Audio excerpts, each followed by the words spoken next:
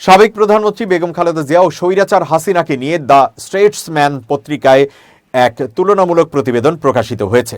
প্রতিবেদনটি হুবহু তুলে ধরা হলো বাংলাদেশের লড়াকু দুই বেগমের 5 দশকের রাজনৈতিক প্রতিদ্বন্দ্বিতার সমাপ্তি ঘটল।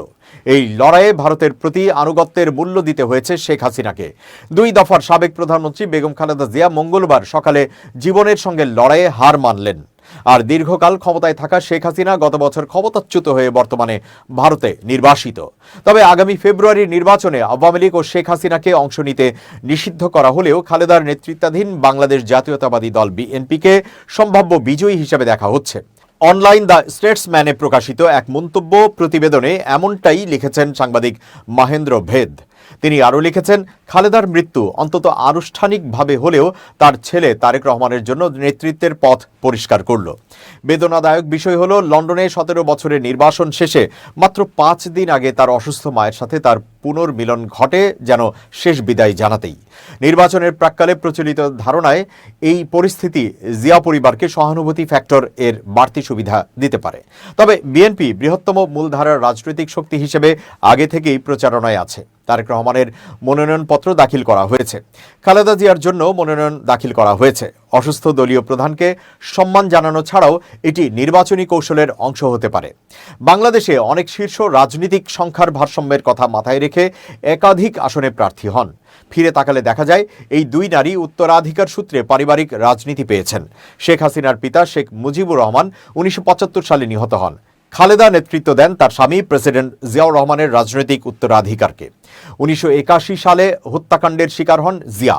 এই 2 বিরোধী উত্তরাধিকার রাজনৈতিক আধিপত্য ক্ষমতার লড়াইয়ে বারবার মুখোমুখি হয়েছেন।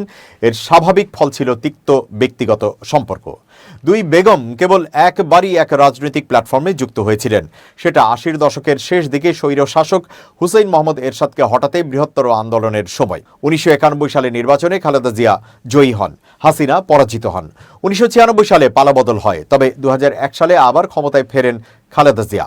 এই সময়টাই প্রতিদ্বন্দ্বিতা আরও তীব্র হয়। 1/11 এর পর সেনা সমর্থিত তত্ত্বাবধায়ক সরকারের সময় দুর্নীতির মামলায় তাদের দুজনকেই কারাগারে পাঠানো হয়। 2009 সালে আবার ক্ষমতায় ফেরেন শেখ হাসিনা। তিনি ঢাকায় জিয়া আন্তর্জাতিক বিমানবন্দরের নাম বদলে ফেলেন। 2009 থেকে 2024 পর্যন্ত পাল্টা রাজনীতির মাধ্যমে হাসিনা তার প্রতিপক্ষকে জবাব দেন। দুজনই ক্ষমতার বাইরে ছিলেন 2006 থেকে 8 সালে। ওই সময় ক্ষমতায় ছিল সেনা সমর্থিত তত্ত্বাবধায়ক সরকার। সেই সরকার তাদের রাজনীতি থেকে নির্বাসনে পাঠাতে পারেনি। পরিবারের সঙ্গে সাক্ষাতে আমেরিকা যান শেখ হাসিনা। তাকে দেশে ফিরতে বাধা দেওয়া হয়। তিনি লন্ডন হয়ে দেশে ফেরার লড়াই করেন। সেখানে ব্রিটিশ জনমত তার পক্ষে দাঁড়ায়। খালেদাকেও জেল থেকে মুক্তি ও ছেলেদের জন্য দায়মুক্তি দেওয়ার প্রস্তাব দেওয়া হয়েছিল, কিন্তু তিনি নির্বাসন প্রত্যাখ্যান করেন। -2 পরিকল্পনা ব্যর্থ হয় আর বাংলাদেশ ফিরে যায় 2 বেগমের লড়াইয়ে। ন্যায্যতার খাতিরে বলা যায়, খালেদা জিয়া শেখ হাসিনার পতনে প্রকাশ্যে উল্লাস করেননি। অন্তর্ভুক্তিমূলক রাজনীতির পক্ষে থাকা বিএনপি শুরুতে আওয়ামী লীগের নিষেধাজ্ঞার বিরোধিতা করে।